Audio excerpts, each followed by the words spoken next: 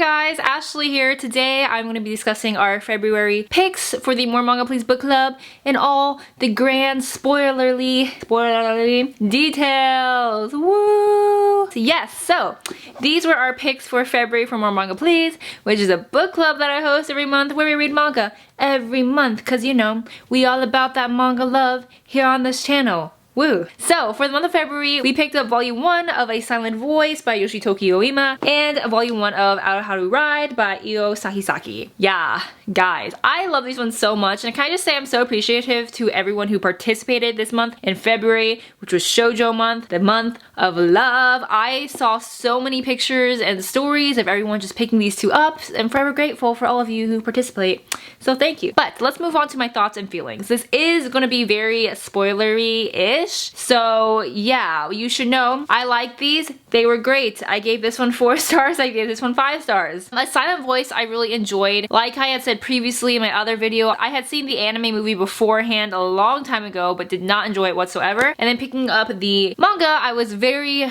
very optimistic and hoping I would love it way more, just that you could maybe get a better sense of the characters and the emotions they were feeling, because like I said, that movie is like 2 hours and you're putting 7 volumes into 2 hours, which doesn't usually work out really well. My predictions were right. I enjoyed the manga so much better. You get just such a better sense of both Shoya and Shoko and their emotions and their feelings. And then Haru Ride, which was just a great fluffy little time. So lighthearted, so cute. I guess I didn't like it as much as I thought I would, but I still liked it a lot. The character and emotional attachment wasn't there for me like how it normally is when I read shoujo. And I feel like for both these, it's because they're both very much like prologue volumes to the series. I even wrote my notes that these are both very much like volume 0 of the series, because for these ones, this one especially really sets off the path into which the series leads off. I did go ahead and buy the 6 other ones in this series, so even reading volume 2 is just so much better than the first one, because this one is just focused on the past and that initial setup of the series. And kind of same with this one, even though it focuses on, you know, the junior high aspect a little bit, sets it up for where these characters are going to be and where these series is going to take off. And this one made me very excited for the rest of the series. And even though I only gave it 4 stars, I'm a girl's hype. I love this boy in here. It's just, it's all grand time. It's all grand time. That's all I can say without spoiling too much. So now we're gonna go into spoilerly things. Yes, and now I know not everybody read both of them as always, so I'm gonna talk about A Silent Voice first. But if you haven't read A Silent Voice and you just read Haru Ride, you can fast forward to this timestamp right here, and then that's all the spoilerly feels for Haru Ride. You can just skip my Silent Voice rants.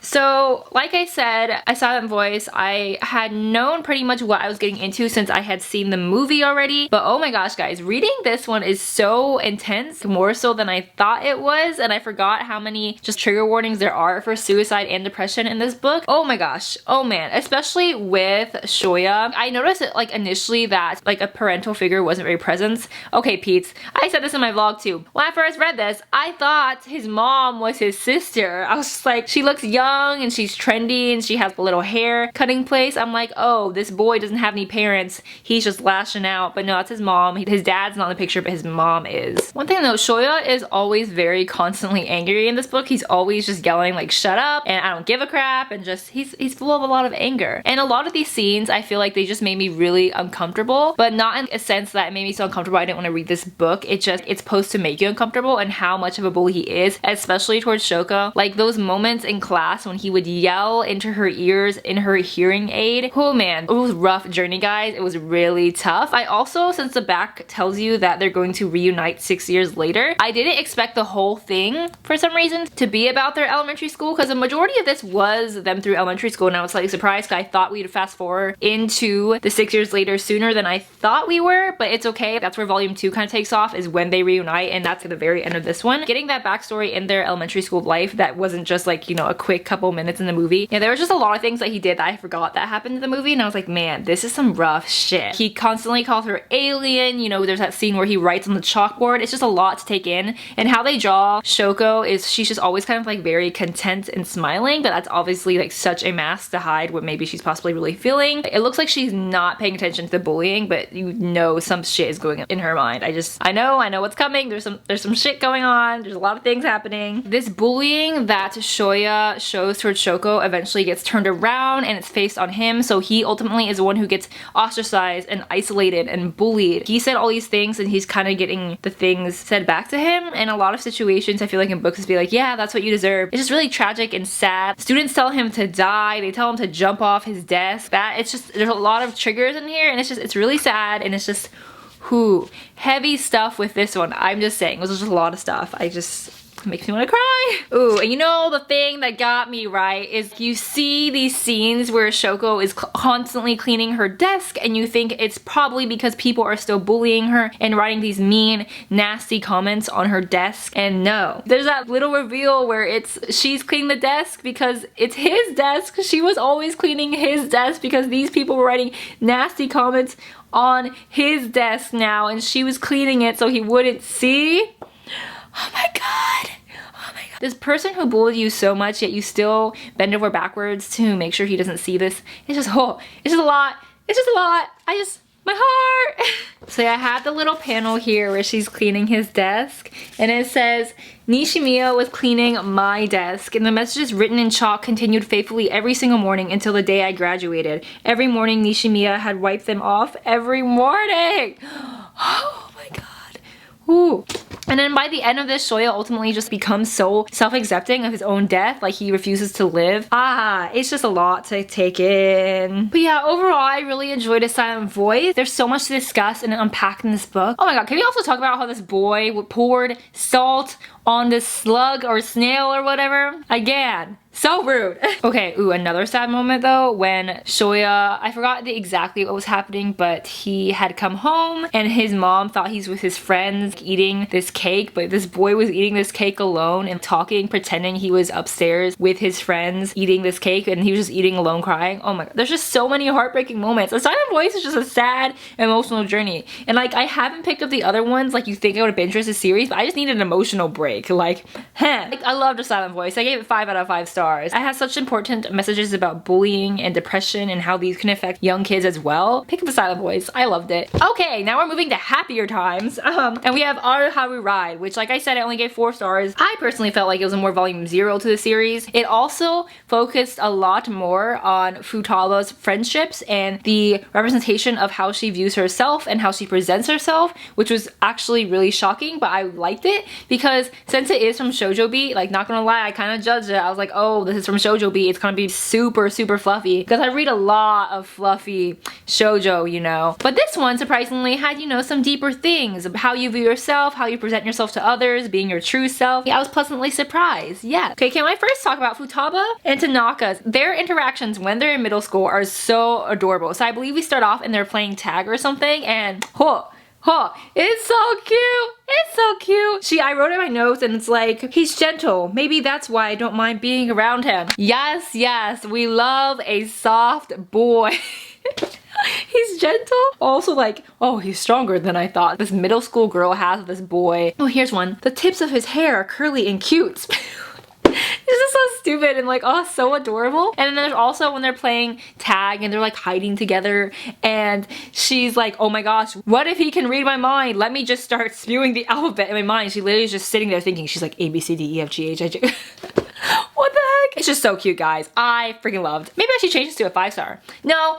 There were a lot of cutie moments at me schooling. Like the whole thing didn't have me screaming. But when I read Waiting for Spring, that's just like a cute fest. So this one, like I said, it's like a setup for the things. Yes. So how I would describe Ko Tanaka is that he's a silent, soft ghost boy. This whole manga was basically Tanaka appearing in random places behind Futaba when she did not expect it and her being like freaking out. She's like, oh god, I didn't see you there. You're just standing there looking all cute and like, This was that whole book. This was that whole book. He was just appear. He was there when that person accused her of not paying for her food. He was there when they met again at that little arch thing. He was there at the window. There was a lot of moments. I'm just saying, the boy is everywhere. Freaking ghost boy here. So at one point, Futaba sees this guy called Mr. Tanaka, and he's a teacher at the school, and they share the same name as her so-called crush, and she's like, oh, it's reminding me of him. That must mean I still like him. But then we find out later, because we see Tanaka with Mr. Tanaka that this boy is actually his brother, his older brother, and his parents like got a divorce, I'm pretty sure, and that's why he changed his name. So he doesn't go by Ko Tanaka anymore. He goes by something else that's just not as attractive sounding, but I forgot. But honestly, her reaction to finding out they were brothers was literally me. Like, I sticky note this crap. She was like, they're brothers? Of course they are! And then in like little parentheses it says, self-convo with self. Like, look at her freaking face here. It's so hilarious and ridiculous. What is that? She's like, huh.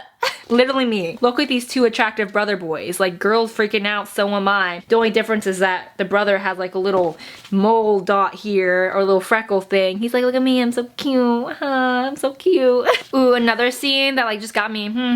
So we had that flashback of Ho when he's in junior high writing in his journal or something, and he's writing down Futaba's name, like circling it, and his brother's like, oh, who's that? Is that a girl you like? And then Ko's like, no. But then we have this lovely moment when it kind of goes back forward in time after that little flashback. I'm just gonna call him the other Tanaka brother. So that's Futaba Yoshioka. Because when they met, he asked for her name and she's like, hi, I'm Futaba, and he's like, ah. And I'm pretty sure that ah moment is him being like, ah, it's you, the name he wrote in the journal.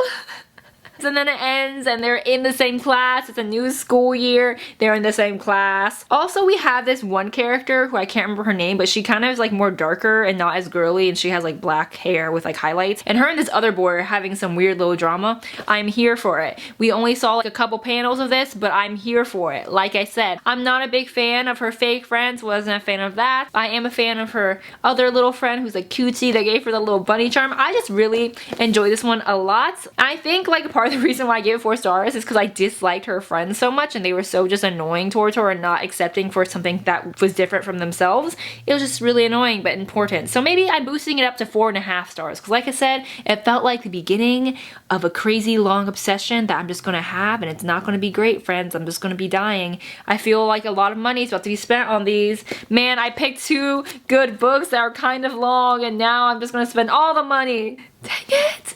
Dang it. Alright guys, yes, that was my review for both A Silent Voice and Aruharu Ride. I'm sorry, this one was just me freaking out and this one was just me talking about, oh, this was deep, this was heavy, oof. Thank you so much if you participated in this February's More Manga Please book club. My March video is actually out already because I'm kind of late posting this video, I'm so sorry. But if you want to join us in March, I have my announcement video, I'll link it below, that has all of our March picks, which I'm so excited for. But yes, comment below if you joined in on this month and let me know what your thoughts were of A Silent Voice and Aruharu Ride. Discuss, spoilers, do all the things. Let me know. What did you think? Did you pick up the rest of them? Did you love them like I did? I kind of want to drive to Barnes & Noble now and read more of Aruharu Ride because the moment that they did interact, I was like, oh shoot, this is gonna be so cute. Alright guys. Yes, don't forget to follow at More Manga Please on Twitter and Instagram. That is where I update all the things, all the manga things. Alright, guys, thank you so much for watching. My name is Ashley, this is ashleyoutpaged, and I will see you guys next time. Bye! Thank you! I keep wearing my hair in these little, like, bear ear space bun things. I like it. I'm like a moose. Moose, moose.